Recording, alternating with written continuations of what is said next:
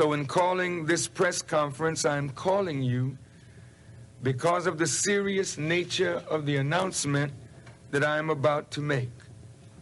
An announcement on which hangs the future of this nation, its leaders, and the people of America. This is not the usual press conference, though I realize that you may only be able to use a very small portion of what I say if you choose to use it at all. However, I would hope that you record everything that I say, that it may bear a record either for or against you and me. It is written in the book of Ezekiel, "When I say unto the wicked, you shall surely die, and you give him not warning, nor speak to warn the wicked from his wicked way, to save his life, the same wicked man shall die in his iniquity, but his blood will I require at your hand. But if you warn the wicked, and he turn not from his wickedness, nor from his wicked way, he shall die in his iniquity, but you have delivered your soul." It is in this spirit that I make this announcement.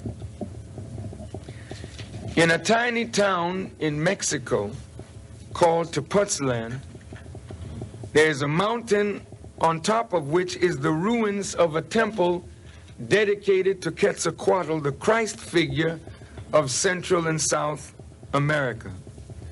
A mountain which I've climbed several times. However, on the night of September the 17th, 1985, I was carried up on that mountain in a vision with a few friends of mine.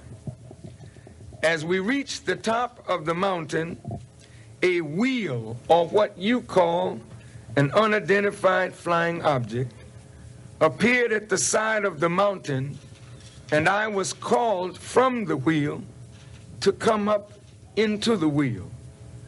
3 metal legs appeared from the wheel, giving me the impression that it was going to land, but it never came over the mountain. Being somewhat afraid, I called to the members of my party to come with me, but a voice from the wheel spoke, saying, "Not them, just you." I was told to relax, and a beam of light came from the wheel, and I was carried up on this beam of light into the wheel. I sat next to the pilot. However, I could not see him. I could only feel his presence. As the wheel lifted off from the side of the mountain, moving at a terrific speed, I knew I was being transported to the mother wheel, or the mother plane, which is a human-built planet a half a mile by a half a mile, which the Honorable Elijah Muhammad taught us of for over 60 years. The pilot, knowing that I was fearful of seeing this great mechanical object in the sky, maneuvered his craft in such a way that I would not see the mother plane, and then backed quickly into it and docked in a tunnel. I was escorted by the pilot to a door and admitted into a room. I shall not bother you with a description of the room, but suffice it to say that at the center of the ceiling was a speaker, and through this speaker I heard the voice of the Honorable Elijah Muhammad speaking to me as clearly as you hear my voice this morning. He spoke in short, cryptic sentences, and as he spoke, a scroll full of cursive writing rolled down in front of my eyes, but it was a projection of what was being written in my mind. As I attempted to read the cursive writing, which was in English, the scroll disappeared, and the Honorable Elijah Muhammad began to speak to me again. He said, and I quote, "President Reagan has met with the Joint Chiefs of Staff to plan a war.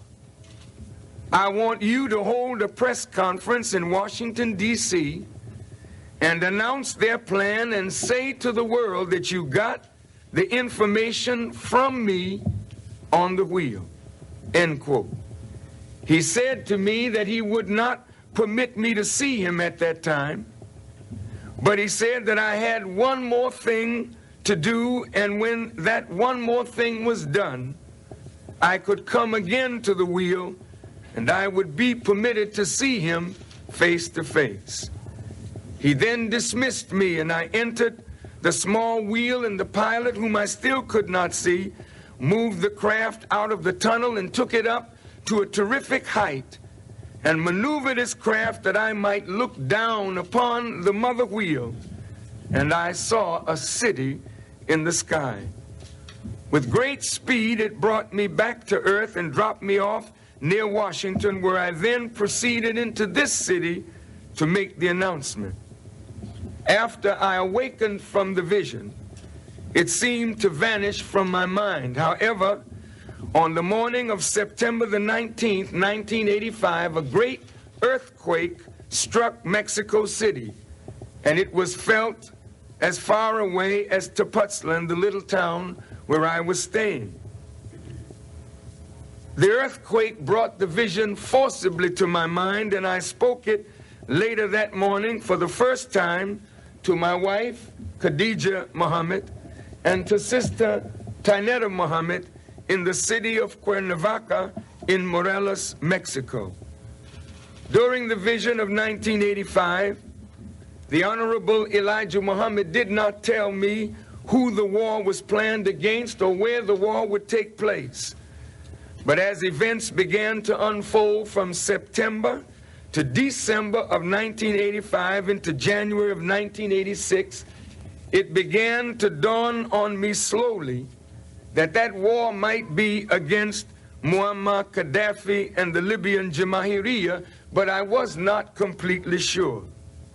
In early February 1986, I was invited to participate in and be the spokesman at a press conference initiated by the Libyans in cooperation with Kwame Ture of the All-African People's Revolutionary Party and the representatives of approximately 15 groups of blacks, Native Americans, Hispanics, and whites, in essence, to say to the government of America, hands off Libya.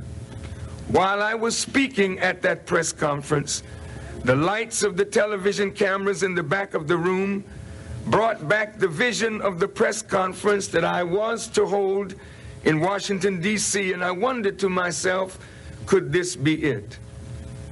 In February 1986, I embarked on a world tour. And while I was in Ghana, in West Africa, it crystallized for me that the war that President Reagan and the Joint Chiefs of Staff had planned was, in fact, against Muammar Gaddafi and the people of Libya. So I decided to alter my planned itinerary to go to Libya and to warn Muammar Gaddafi. I arrived in Libya, and practically every member of the Libyan government met me in my suite, with the exception of Muammar Gaddafi and his second-in-command, Jaloud. I spoke to them, and they went speedily away from my room. I expect they went to see Muammar Gaddafi. But from Tripoli, speaking before the representatives of approximately 80 nations, I repeated this vision publicly, sending back to the United States a warning to President Reagan and then Secretary of State George Shultz. During the confrontation in the Gulf of Sidra between the United States Air Force and the Libyan Air Force, it was reported in the press that a bright orange object was seen over the Mediterranean. The wheel was in fact present, and it interfered with the highly sensitive electronic equipment of the aircraft carrier that was in the Gulf of Sidra, forcing it to return to Florida for repairs. In 1987, 2 years later, in the New York Times Sunday magazine, and on the front page of the Atlanta Constitution, the truth of my vision was verified, for the headlines of the Atlanta Constitution read, "President Reagan planned a war against Libya." In the article which followed, the exact words that the Honorable Elijah Muhammad spoke to me from the wheel were found, that the President had met with the Joint Chiefs of Staff and planned a war against Libya in the early part of September 1985. I did not realize at that time, when the Honorable Elijah Muhammad said that I had one more thing to do, that one more thing involved having the actual press conference that I am holding today and making the actual announcement that I am now fully in the knowledge and understanding of.